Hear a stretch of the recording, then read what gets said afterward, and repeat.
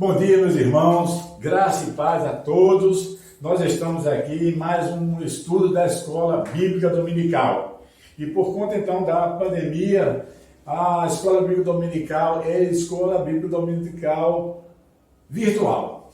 Mas nós esperamos em Deus que logo essa pandemia passe e que todos nós possamos assim juntos vir à igreja de forma presencial estudar a Bíblia, que é a Palavra de Deus. O tema de hoje é Vivendo a Disciplina na Igreja Local.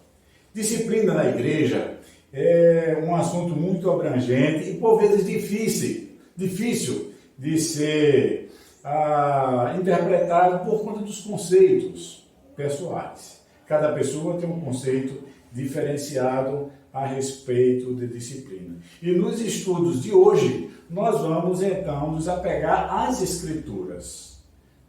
Domingo nós vimos sobre a disciplina bíblica e hoje a disciplina bíblica na igreja local, né? A palavra disciplina incomoda muita gente. E é por isso que muitas vezes se evita este assunto. É melhor falar de louvor, de evangelização, de serviço e de outros assuntos, mas não nos detemos no assunto disciplina na igreja, que é um assunto deveras importante para a vida e a sobrevivência da igreja.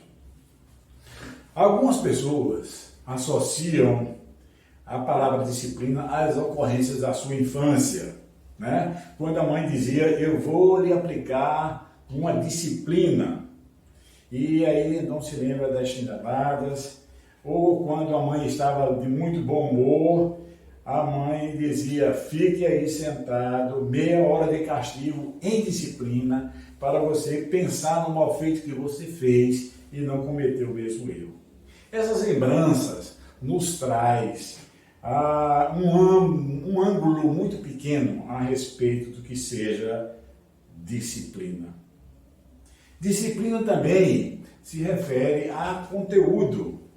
Os irmãos devem se lembrar do seu período escolar, quando se falava quais são as disciplinas: português, matemática, história, geografia. Então, são conteúdos para o aprendizado do aluno. Isso também é disciplina. Então, a disciplina tem dois lados, diríamos assim, dois lados de uma mesma moeda.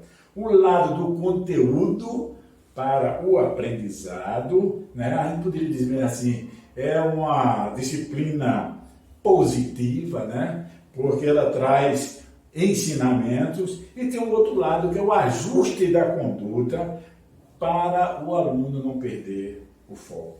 Na igreja também é assim. Jesus é o nosso mestre. E nós somos os seus discípulos. O significado de discípulo é aprendiz. Nós somos alunos de Jesus Cristo e somos instruídos pela sua palavra. Lá em João, no capítulo 3, capítulo 8, verso 31, nós encontramos entre essas palavras: se vocês permanecerem firmes na minha palavra, verdadeiramente serão os meus discípulos. Aí está uma orientação de Jesus Cristo para o discípulo não perder o foco, não tirar os olhos de Jesus Cristo, não sair do caminho, não seguir falsos mestres. Hoje nós vamos não nos deter no conteúdo das disciplinas, dos ensinos, mas na regulagem do ensino, para ajuste de conduta do discípulo de Jesus Cristo. Tudo objetivando o quê? Objetivando que o discípulo possa segui-lo corretamente, certo? No caminho estreito, para acertar a porta estreita e, como disse Jesus, encontrar pastagens, encontrar as bem-aventuranças do Senhor. Meus queridos, quando nós pensamos em disciplina na igreja, vem à nossa mente muitos questionamentos. Por exemplo, fulano de tal pode ser membro da igreja? Excluir ou incluir faz parte da disciplina? Quem vai aplicar a disciplina se todos são pecadores? Quem vai julgar os fatos possíveis de disciplina se o julgar é atributo divino? Bem, hoje nós vamos então, à luz da palavra de Deus, tentar responder a esses questionamentos. E é por conta então desses questionamentos citados que muitos grupos religiosos não disciplinam ninguém. Muitos grupos religiosos não disciplinam ninguém. Cada um cuida da sua vida. Mas todos são pecadores, diz alguns, todos são pecadores e só Deus pode disciplinar. Então aparece no meio dessas ideias uma doutrina falsa, é a doutrina do purgatório. Diz, depois da morte, Deus vai purificar os pecados, né? Os familiares ficam orando, aqui os familiares vivos, ficam orando pelos mortos que estão no purgatório para que seus pecados sejam expurgados por Deus. Isso é uma maneira de encarar a questão do pecado, jogar a disciplina para Deus depois da morte. Esse ensino não é ensino bíblico, né? Isso não é disciplina bíblica. Aliás, na Bíblia não existe a palavra purgatório. Outros dizem que é necessário, então, a pessoa reencarnar. Se levou uma vida de imperfeição, então com a reencarnação vai se purificando, vai se aperfeiçoando até chegar a um grau máximo de perfeição. Isto também não é doutrina bíblica. Nós precisamos então corrigir este erro, porque a disciplina precisa ser feita aqui e agora. A correção é aqui e agora. Precisamos santificar a nossa mente aqui e agora. É isso que nos diz as Escrituras. Nós vamos pensar, então, no que a palavra de Deus fala e pensar de maneira grande, como está escrito aqui nas Escrituras. Em 1 Coríntios, capítulo 3, versos 16 e 17, diz o seguinte: vocês não sabem que são santuário de Deus e que o Espírito de Deus habita em vós? Se alguém destrói o santuário de Deus, Deus o destruirá, pois o santuário de Deus, que são vocês, é sagrado. Somos santuários de Deus, somos morada do Espírito Santo. E nós não podemos viver de forma relaxada, em conivência com o pecado e vivendo de maneira dissoluta. Algumas palavras estão associadas ao caminho da disciplina para o discípulo de Jesus na igreja local. E uma delas é o pecado. É a primeira palavra que nós deveríamos considerar. Não podemos falar em disciplina para o ajuste de conduta sem confrontar o pecado. Pecado é um assunto muito sério, muito sério. Todos nós sabemos que foi o pecado que separou Adão e Eva de Deus. Foi por causa do pecado que eles foram expulsos do jardim do Éden. Deus disciplinou Adão e Eva. E a disciplina vem para advertir da gravidade do pecado e do desastre da separação de Deus. Você é sagrado, diz as Escrituras. Você é separado para o louvor e a glória de Deus. Não destrua esse grande privilégio, abrindo espaço para o pecado em sua vida. O pecado é uma vergonha para a igreja. O pecado escandaliza o mundo. O pecado é pedra de tropeço para aqueles novos que querem se aproximar de Deus. Precisamos então ficar atentos à palavra de Deus, porque todos nós sabemos pelas Escrituras que nós temos a velha natureza, a natureza com tendência ao pecado. Então, é preciso lutar contra essa tendência, lutar contra o pecado. Em Gálatas, no capítulo 5, verso 17, nós encontramos: pois a carne, que é a natureza pecaminosa, deseja o que é contrário ao Espírito, e o Espírito o que é contrário à carne. Eles estão em conflito um com o outro, de modo que vocês não fazem o que desejam. É por isso mesmo que Jesus disse: eu não vim trazer paz e sim guerra. Referia-se a ele o que é a guerra contra o pecado, que se dá no interior do homem. E essa luta é exatamente para que o homem não se coloque em uma situação de desarmonia com Deus, separado de Deus. O pecado separa, né? O pecado separa. E o pecado pode até matar. O salário do pecado é a morte. O pecado é a negação expressa da fé.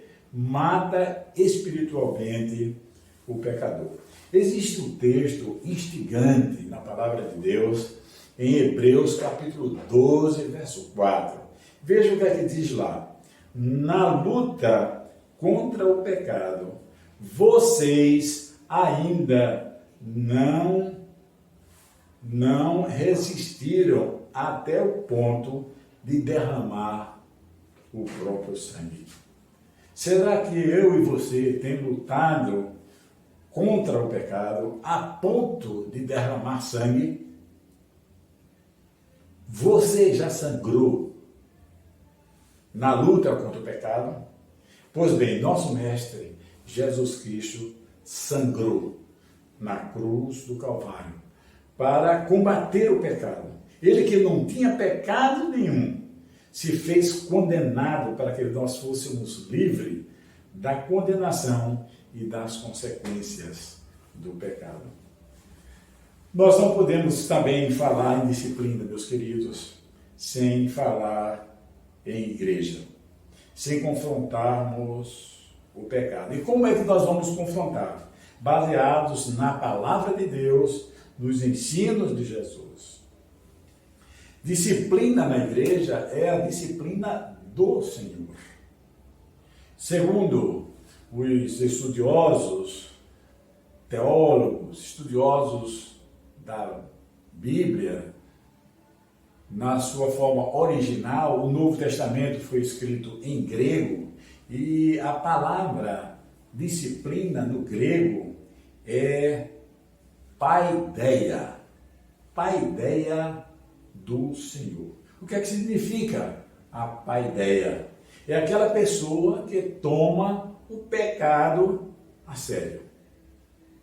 Então, no caminho da disciplina está a figura do pecado e a figura da igreja local. E a igreja é uma comunidade de salvos, né? Não é uma comunidade de pessoas perfeitas. Todos são falhos, todos são imperfeitos, todos têm as suas limitações. E muitas vezes tem gente que se decepciona com algum irmão e sai da igreja. Ora, se alguém sai da igreja por conta de malquerência, por algum desentendimento, nunca entrou na igreja por causa de Cristo. Se existe pecado, meus queridos, devemos tratar o pecado à luz da palavra de Deus, que é a disciplina do Senhor, que é a paideia do Senhor. A igreja é um corpo. Cristo é a cabeça da igreja, né? Nós somos os seus membros. Quando existe o pecado em um dos membros, nós devemos tratá-lo para não adoecer o membro e, consequentemente, não contaminar a saúde espiritual de toda a igreja. Nós, pelo exame da palavra de Deus, eu consegui identificar aqui, assim, 5 níveis de disciplina que eu gostaria de partilhar com os irmãos. O primeiro nível, que é o nível mais elementar, eu diria que o primeiro nível é da autodisciplina, né?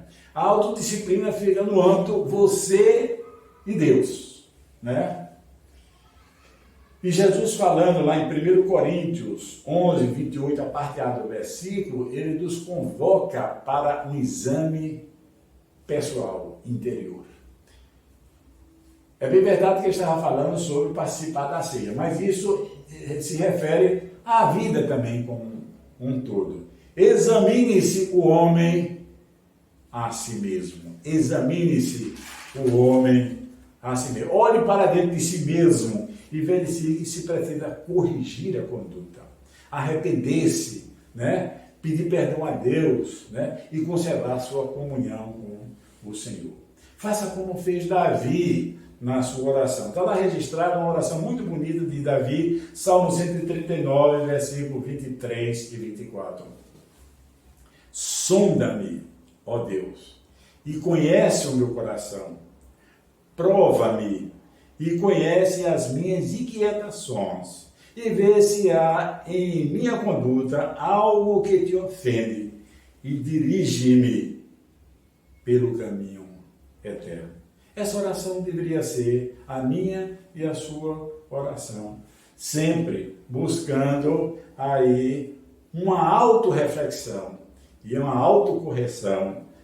Isso fica no nível você e Deus. Não precisa ninguém tomar conhecimento. Mas, se o pecado atinge ao seu irmão, aí a coisa complica um pouco mais, né? Então, qualquer pecado desagrada a Deus. Qualquer pecado, ele compromete a saúde espiritual do discípulo de Jesus. Mas também, ele tem um alcance, muitas vezes, de chegar até o irmão e a igreja. E Jesus, então, nos orienta como nós deveremos conduzir. Aí nós entramos aí no segundo nível de disciplina, que seria a advertência pessoal. Mateus, capítulo 18, verso 15.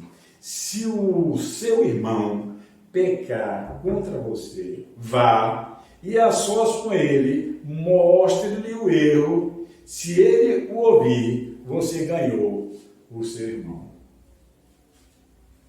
Como então eu e você podemos se dirigir a um irmão que está em pecado? Como é que nós poderemos adverti-lo pessoalmente? Nós encontramos então alguma orientação lá na carta de Paulo aos Colossenses, capítulo 3, versos de 12 a 14. Portanto, como povo escolhido de Deus, santo e amado, revistam-se de profunda compaixão, bondade, humildade, mansidão, paciência, suportem-se uns aos outros, e suportar aqui não significa aturar, mas servir de suporte. E perdoe as queixas que tiverem dos outros, contra os outros. Perdoem como o Senhor lhes perdoou. Acima de tudo, porém, revistam-se de amor, que é o elo perfeito. E lá no verso 16, um pouquinho mais adiante, Paulo vai dizer, então, habite ricamente em vocês a palavra de Cristo, ensinem e aconselhem-se uns aos outros com toda a sabedoria. A palavra de Deus é muito clara e nos orienta como nós devemos nos dirigir para o nosso irmão. Então, devemos nos revestir de profunda compaixão, bondade, humildade, mansidão, sendo suporte para o nosso irmão, tratá-lo com amor. Para que haja ensino e aconselhamento, deve haver o quê? Habitar ricamente em vós a palavra de Jesus Cristo. Esse é o caminho. Mas digamos que feito todo este trabalho para aconselhar o nosso irmão que está em pecado, digamos que ele ainda continue resistente e rebelde e com arrogância, achando-se que não é motivo para nenhuma queixa. Jesus Cristo disse que, naturalmente, nós passamos para um passo mais adiante. O terceiro nível de disciplina. Esse terceiro nível de disciplina é a disciplina consensual. Mateus 18:16 diz o seguinte: mas se ele não ouvir, leve consigo mais um ou dois outros, de modo que qualquer acusação seja confirmada pelo depoimento de 2 ou 3 testemunhas. O procedimento é o mesmo, sempre o diálogo, sempre procurando esse diálogo com compaixão, bondade, humildade, mansidão, amor, sendo suporte para o outro, mas o pecado precisa ser confrontado. Para quê? Para que haja o ajuste da conduta do discípulo de Jesus. Tem que haver arrependimento e perdão. Se acontecer isso, tudo bem, está tudo resolvido. E se o irmão, apesar de sozinho não fazer o autoexame, apesar do aconselhamento de um irmão, ele não ouvir, apesar do conselho de uma comissão, diríamos assim, 2 ou 3 irmãos, conversar com ele a respeito do pecado, no intuito de corrigir o pecado, e se ele continua, permanece assim com arrogância, não querendo o arrependimento, então se passa para o 4º nível de disciplina, conforme a orientação de Jesus lá em Mateus 18:17. Jesus que vai dizer: conte para a igreja. O assunto vem para a disciplina eclesiástica. Disciplina eclesiástica.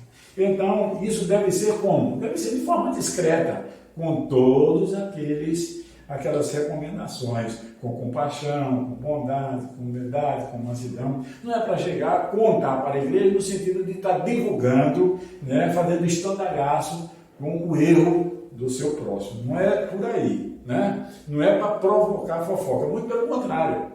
A gente deve orar por ele e buscar, então, a liderança da igreja, o pastor, ou alguns irmãos que são do corpo diaconal, pessoas maduras que poderão aconselhá-lo e conversar. Então, se participa o assunto para a igreja, traz o assunto para a igreja, segundo a orientação de Jesus Cristo. Então, a direção da igreja vai, então, procurar dar essa última oportunidade para aquele irmão, para que ele possa se corrigir do seu erro, do seu pecado. Havendo arrependimento, havendo perdão, está tudo resolvido. Ninguém vai levar esse assunto para outras esferas, porque o irmão buscou a correção, se arrependeu e pediu perdão ao Senhor. Mas se não acontecer isso, aí se tem o último nível de disciplina, que é a exclusão. Está lá em Mateus 18:17, a parte B. Jesus vai dizer: e se ele recusar ouvir também a igreja, trate-o como pagão ou publicano.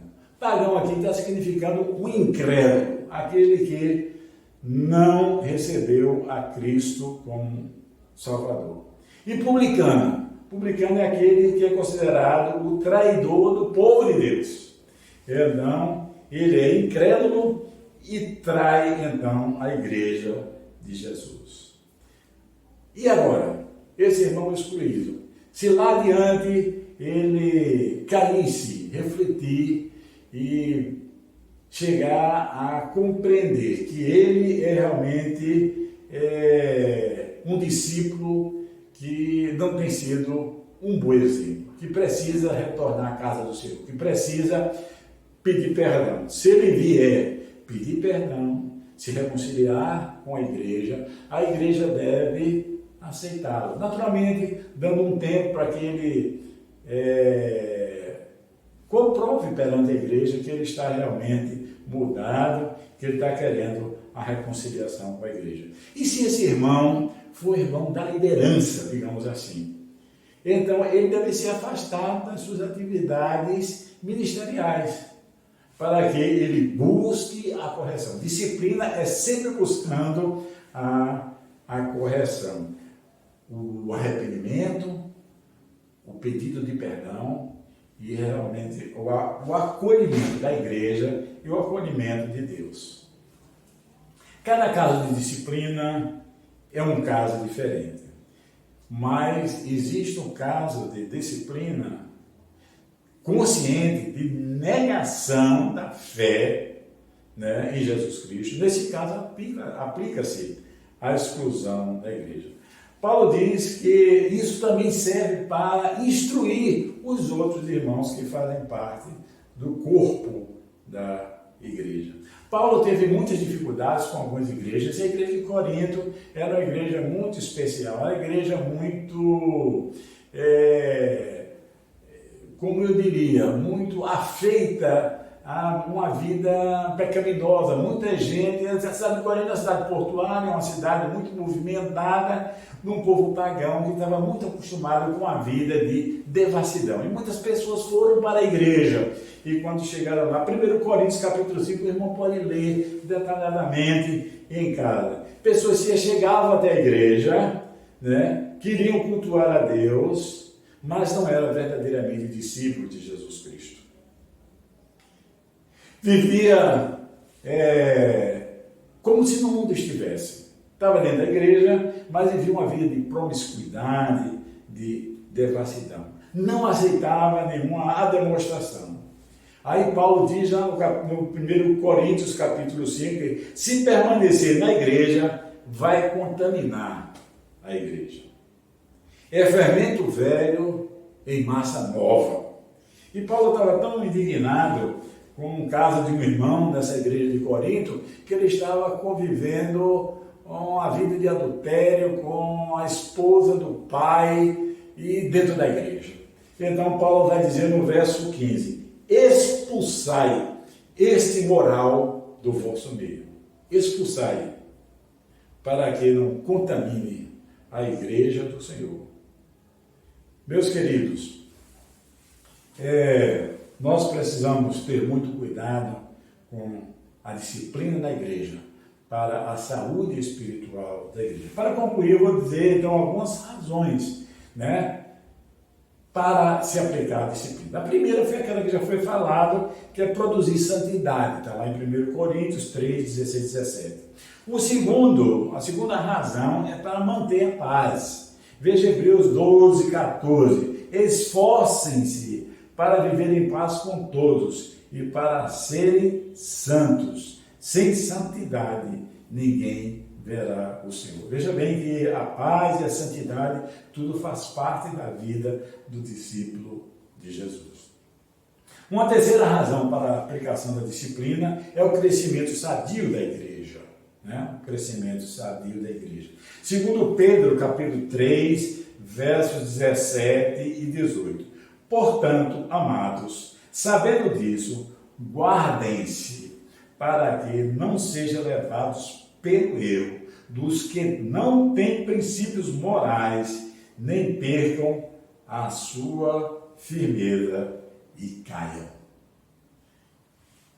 Guardem-se para que não sejam levados pelo erro.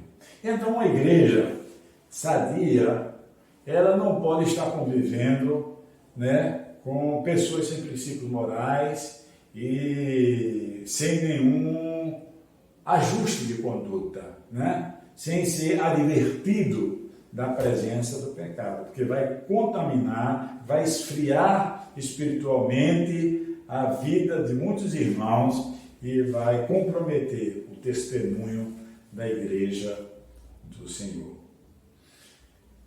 Uma outra razão para a disciplina é evitar a ira de Deus. Lá em Apocalipse, no capítulo 2, nas cartas às igrejas, nós temos uma série de advertências. As igrejas, algumas delas têm alguns membros que eram tementes ao Senhor, procuravam seguir a orientação da palavra de Deus, mas havia também no meio aqueles crentes que se diziam crentes, estavam no meio, mas viviam uma vida irregular, uma vida pautada por falsos ensinos, uma vida pautada por práticas imorais.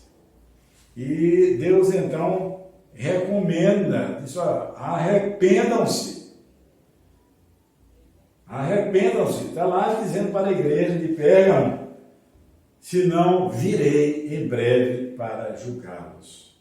Se a igreja não disciplina os seus membros, Deus vai disciplinar. Hebreus 12,6 diz: pois o Senhor disciplina a quem ama e castiga todo aquele a quem aceita como filho. Deus também disciplina. Meus queridos, uma última razão para a disciplina é criar responsabilidade antes que seja tarde demais. Jesus vai dizer no sermão dele, lá no capítulo 7 de Mateus, verso 23, o seguinte: muitos vão me dizer, Senhor, Senhor, lá no juízo final, né? Muitos vão dizer, Senhor, Senhor, nós não profetizamos em teu nome, em teu nome nós expulsamos demônios e não realizamos muitos milagres. Então eu lhes direi claramente, nunca os conheci. Afastem-se de mim vocês que praticaram o mal. Praticaram o mal em plena convivência com o mal. O pecado acomodado na vida. Uma vida de promiscuidade. Uma vida que desagrada a Deus. Esta não é a vida de um discípulo, verdadeiro discípulo de Jesus. Disciplina dói, mas a disciplina é necessário para corrigir os descaminhos da vida. Disciplina dói, mas é necessário para que o discípulo, no seu caminhar, ele não se desvie de Jesus Cristo, o seu mestre. Jesus nos ama e Jesus quer a nossa vida restaurada.